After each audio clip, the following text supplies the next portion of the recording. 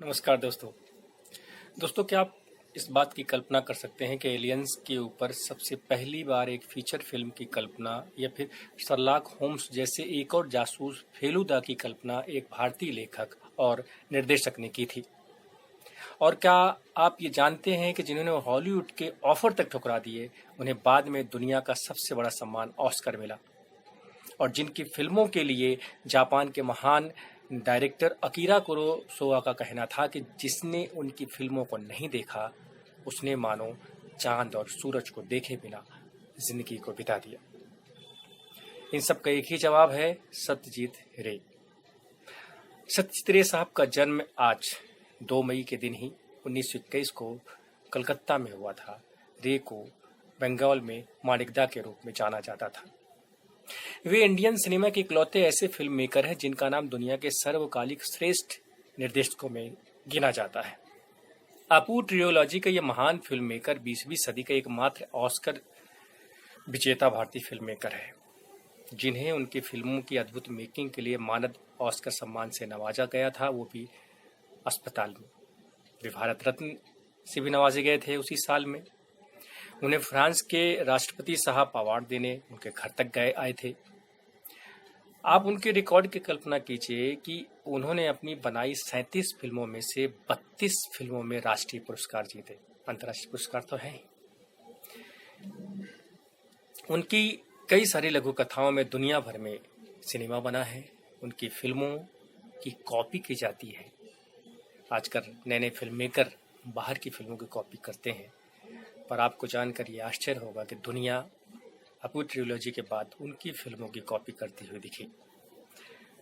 उनसे जुड़ा एक किस्सा है जो एलियंस की फिल्मों का है, जो शायद आप नहीं जानते हों, या जानते हैं तो उससे और विस्तार से मैं आपको बता सकूंगा कि साल 1967 में सत्यजीत रे ने अपनी पत्रिका संदेश में 1962 में छपी कहानी बंकू बबूर बंधु पर द एलियन नामक एक फिल्म की पटकथा लिखी और इसे हॉलीवुड का कोलंबिया पिक्चर्स प्रोड्यूस कर रहा था।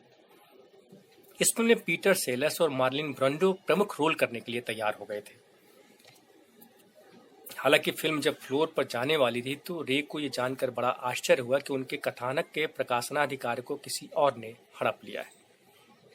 तब ब्रांडो इस प्रोजेक्ट से निकल गए और रे का भी इस फिल्म में से मोह भंग हो गया और वे कोलकाता वापस आ गए। हालांकि कोलंबिया पिक्चर्स ने 1970 और 80 के दशकों में कई बार इस प्रोजेक्ट को पुनर्जीवित करने का प्रयास किया और जेम्स कार्मन ने कई बार सत्यजीत रे को वापस लाने की भी कोशिश की, लेकिन रे फिर वापस नहीं गए।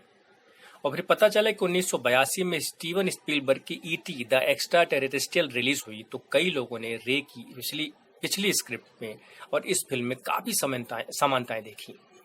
रे ने खुद के एक इंटरव्यू में कहा कि स्टीवन स्पीलबर्ग की फिल्म उनकी फिल्म द एलियन की स्क्रिप्ट के बिना संभव ही नहीं है और उन्होंने उनकी स्क्रिप्ट पर फिल्म बनाई है।